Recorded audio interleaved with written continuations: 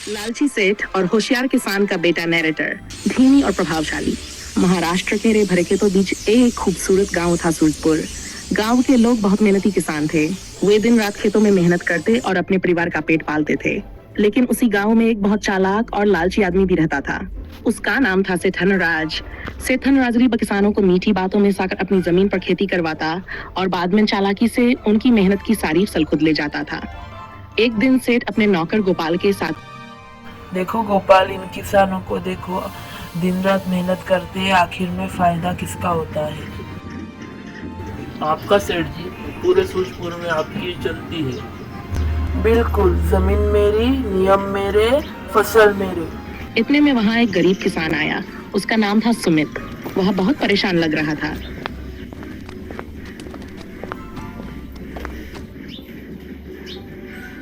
प्रणाम सेठ जी, मैंने सुना है कि आप जमीन ठेके पर देते हैं। अगर आप थोड़ी जमीन दे दे तो मैं उसके अंदर खेती करूँगा। सेठ ने उसे ऊपर से नीचे तक देखा और चालाकी से मुस्कुराया।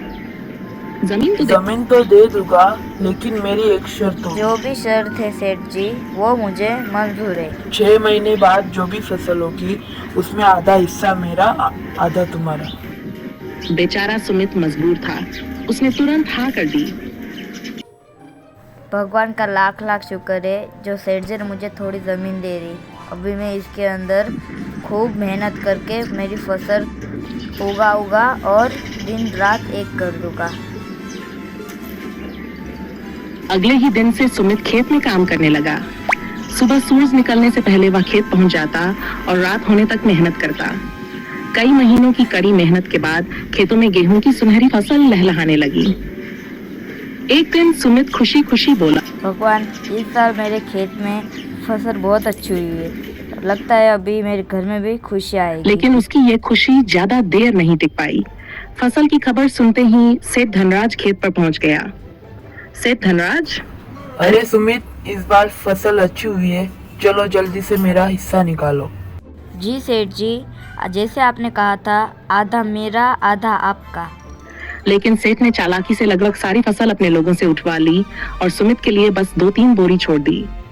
सेठ जी, ये तो बहुत कम है। ज्यादा सवाल मत करो, जमीन मेरी है, हक भी मेरा है। सेठ वहां से चला गया और सुमित उदास होकर जमीन पर बैठ गया। सुमित, हे भगवान, इतनी मेहनत करने के पर भी मेरे हिस्से में सिर्फ इतना ही आया। विनय की एंट्री कुछ महीनों बाद सुमित का बेटा विनय शहर से पढ़ाई पूरी करके गांव लौटा। जब उसने अपने पिता की हालत देखी तो उसे, नमस्ते पिताजी। पिताजी, ये क्या है? आप इतने परेशान क्यों हैं? बेटा, इस गांव में गरीब किसान की किस्मत ऐसी ही है। मेहनत हम करते हैं पर फायदा सेठ जी लेके चले जाते हैं। ये सुनकर विनय की आंखों में गुस्सा आ गया। विनय, पिताजी, इस बार से ये अन्याय नहीं होगा। अब खेती मैं करूँगा। पहली चाल। अगले दिन विनय सेठ धनराज के घर पहुंचा। प्रणाम सेठ जी, इस बार आपकी जमीन मैं ठेके पे लेना चाहता हूँ। सेठ ने मन ही मन सोचा, ये लड़का तो नया है, इसे बेवकूफ बनाना आसान होगा। ठीक है, इस बार शर्त अलग होगी। फसल का ऊपर का हिस्सा मेरा और नीचे का तुम्हारा। मुझे मंजूर है सेठ जी। लेकिन विनय बहुत समझदार था। उसने गाजर की खेती कर दी। कुछ महीनों बाद जब फसल तैयार हुई तो सेठ खेत पर आया। जैसा आपने कहा था, ऊपर का आपका और नीचे का मेरा। ऊपर सिर्फ पत्ते थे और नीचे सारी गाजरें। सेठ के हिस्से में पत्ते आए और सारी गाजरें विनय ले गया। गोपाल, ये तो हमें बेवकूफ बना गया। सेठ गुस्से से लाल हो गया। देखो पिताजी, मैंने सेठ को कैसे बुद्धू बनाया। गाजर मैंने ले लिए और पत्ते उसे दे दिए। अच्छा किया, पर आगे से ध्यान रखना, सेठ बहुत चालाक है। आप चिंता मत करो, आगे का मैंने सोच के रखा है।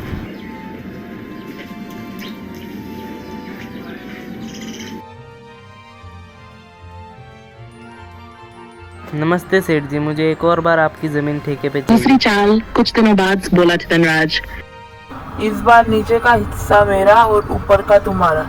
ठीक है सेठ जी। इस बार क्या करोगे, कैसे करोगे? जैसे कि सेठ ने कहा है, ऊपर का हमारा और नीचे का सेठ का, तो इस हिसाब से हमें गेहूं की फसल करनी चाहिए।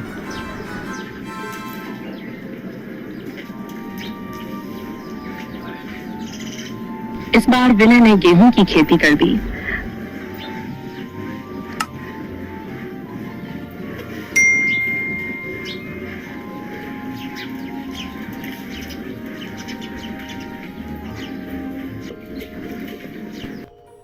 देखिए हमारी मेहनत रंग लाई, हमारी फसल कितनी अच्छी हुई है। फसल तो बहुत अच्छी हुई है, पर सेठ धनराज को तुम क्या कहोगे? मुझे बहुत डर लग रहा है, तुम संभाल के रहना।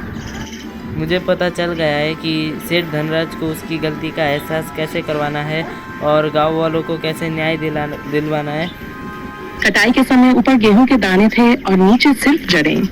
फिर से सेठ हार गया। गोपाल, यहाँ मैं दूसरी बार बेवकूफ बना के चला गया, अब की बार मैं नहीं छोड़ूंगा इसे। तीसरी चाल, अब सेठ बहुत गुस्से में था। सेठ धनराज अब ऊपर का और नीचे का हिस्सा मेरा और बीच का तुम्हारा। क्या तुम्हें मंजूर है? बिल्कुल सेठ धनराज जी, मुझे मंजूर है।